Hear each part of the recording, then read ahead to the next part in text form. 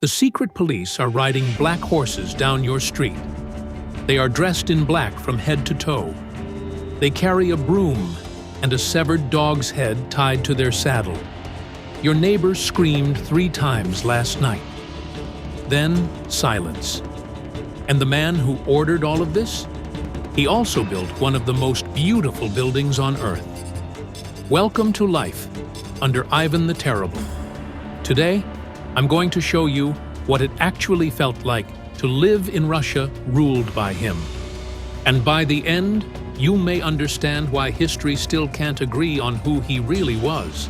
But before we get to the terror, we need to see how a ruler becomes terrible in the first place. Because Ivan did not start that way. He began as a reformer, a builder, a ruler people believed in.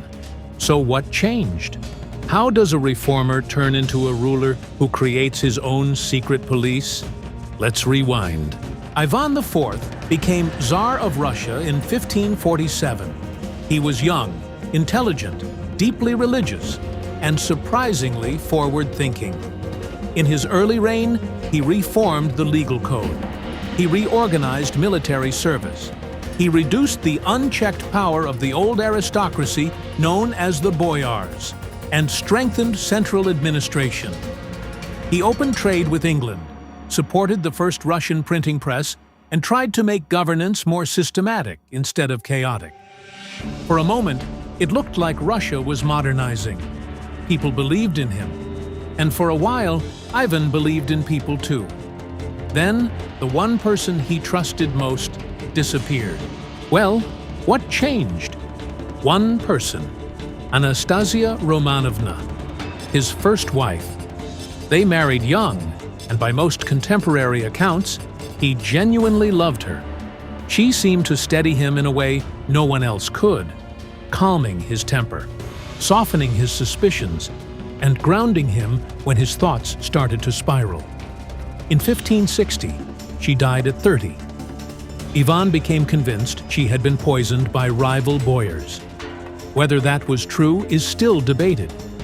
But for Ivan, belief was enough.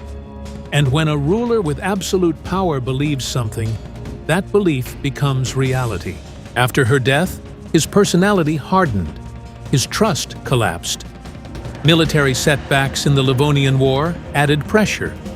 Famine and instability deepened paranoia. His grief turned into suspicion. Suspicion turned into fear.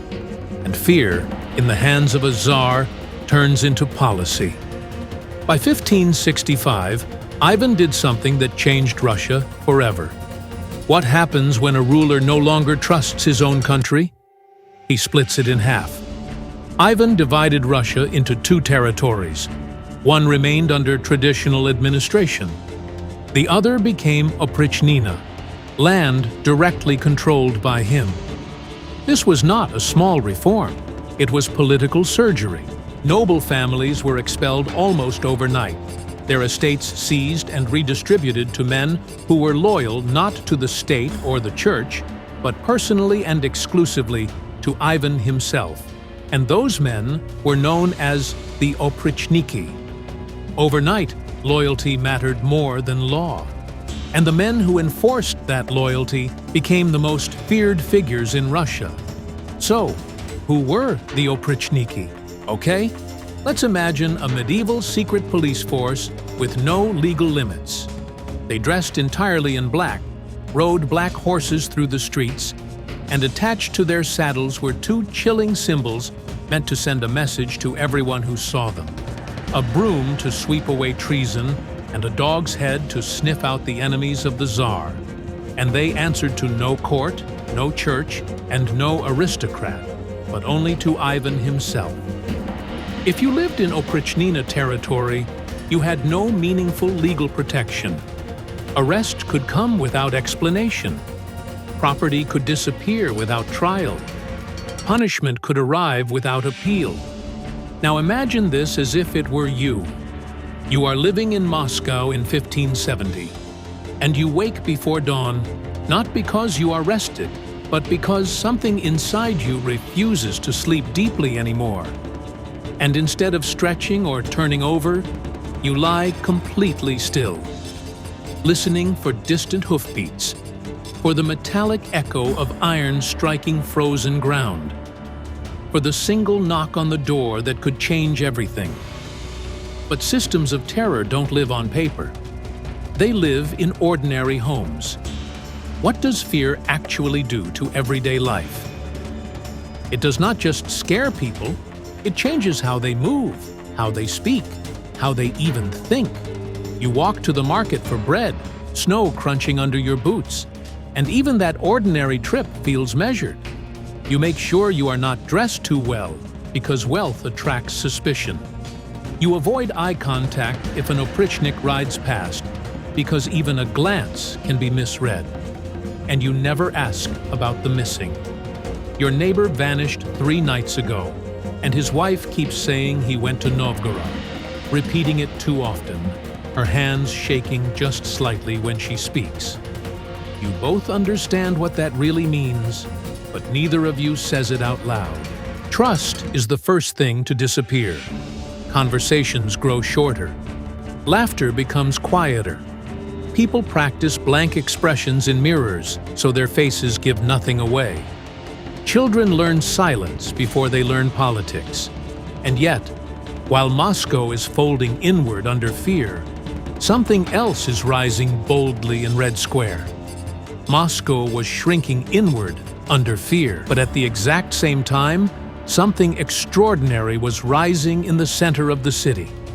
How can the same ruler who builds terror also build beauty? St. Basil's Cathedral, those colorful domes rising like frozen flames above Moscow, one of the most recognizable buildings on earth. Ivan commissioned it after conquering Kazan in 1552. It symbolized divine favor, triumph, expansion. Foreign visitors described it as dreamlike. Pilgrims stared in awe. And yet the same man who ordered that masterpiece also unleashed the Oprichnina. Brilliance and brutality, side by side. Russia was expanding outward even as it fractured internally. The cathedral showed Ivan's glory, but glory didn't quiet his fears. What was Ivan so afraid of that he needed this level of control? Novgorod. In early 1570, Ivan became convinced that Novgorod planned to defect to Poland-Lithuania. Evidence remains questionable, but suspicion was enough. He marched on the city with the Oprichnina. For weeks, repression unfolded in a way that felt almost mechanical, with arrests, interrogations, and public punishments becoming part of daily life. Entire households accused of treason, their wealth confiscated, religious leaders humiliated, and families deported without mercy. Death toll estimates range from several thousand to tens of thousands. But beyond the numbers, the message was unmistakable. No city was too historic, no institution too sacred, and no status too high to protect you. Because if Ivan suspected you, that alone was enough, and Moscow understood exactly what that meant. The message was clear. Obedience meant survival. And for a while, it worked. Did terror make Russia stronger? In the short term, yes. Ivan conquered Kazan and Astrakhan. He secured access to the Caspian Sea. Russian forces pushed into Siberia. Trade routes widened. Borders expanded dramatically. Russia was becoming an empire. But expansion stabilized by fear carries a cost. Noble families were shattered. Economic centers weakened. Agricultural output suffered. The Livonian War dragged on and drained resources.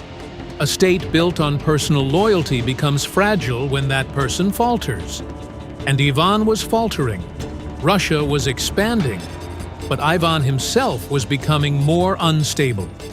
Now, what happens when absolute power loses emotional control? Ivan argues with his son and heir, Ivan Ivanovich. The exact reason remains debated. Military disagreement, personal conflict, court tension. In a moment of rage, Ivan strikes his son with his staff, and what should have been just another outburst turns into something irreversible, because the injury proves fatal. When he realizes what he has done, the Tsar reportedly collapses in grief, cradling his dying heir, and the image becomes one of the most tragic and symbolic scenes in Russian history. A brutal collision of absolute authority and unchecked emotion that ends in irreversible consequence. With that single blow, the stability of succession weakens, and the empire Ivan built through force suddenly stands on uncertain ground. And with his heir gone, the future of everything he built suddenly felt uncertain. So what happens to a country built almost entirely around one man when that man dies? Ivan dies in 1584 at the age of 53, reportedly collapsing during a chess game. And after his death, Russia slides into what becomes known as the Time of Troubles, a period marked by famine, civil war, foreign invasion, and imposter claimants fighting for the throne. The centralized system he constructed proves fragile without his personal dominance holding it together. But one thing does survive: the precedent. The idea that security requires surveillance, that loyalty must be enforced, and that a ruler can create a parallel enforcement apparatus answerable only to him. Institutions may change names and structures may evolve, but the memory of the Oprichnina and the logic behind it remain embedded in Russian political culture. So was Ivan the Terrible truly terrible? Yes, and also more complicated than that. He strengthened administration, expanded Russia's borders, commissioned architectural masterpieces, and opened the country to wider international trade. At the same time, he institutionalized internal terror, devastated entire regions, dismantled aristocratic balance, normalized suspicion as a political tool, and killed his own son. He was not a simple villain from a storybook. He was a ruler of immense capacity and immense destructiveness, capable of brilliance and brutality within the same lifetime, sometimes within the same decision. And here is the part that lingers. Imagine living under someone like that, never knowing which side you would encounter on any given day. That uncertainty becomes the real prison. Every knock at the door tightens your chest. Every ambition must be weighed against survival. You teach your children caution instead of confidence, silence instead of curiosity. This was daily life for millions, and perhaps most unsettling of all, even today some still admire him as a symbol of strength and decisive leadership. History remembers results, but it often forgets the cost. If Ivan the Terrible were your neighbor, you would move away. But when he is your ruler, you do not move. You adapt, you endure, and you hope the men on black horses ride past your house tonight.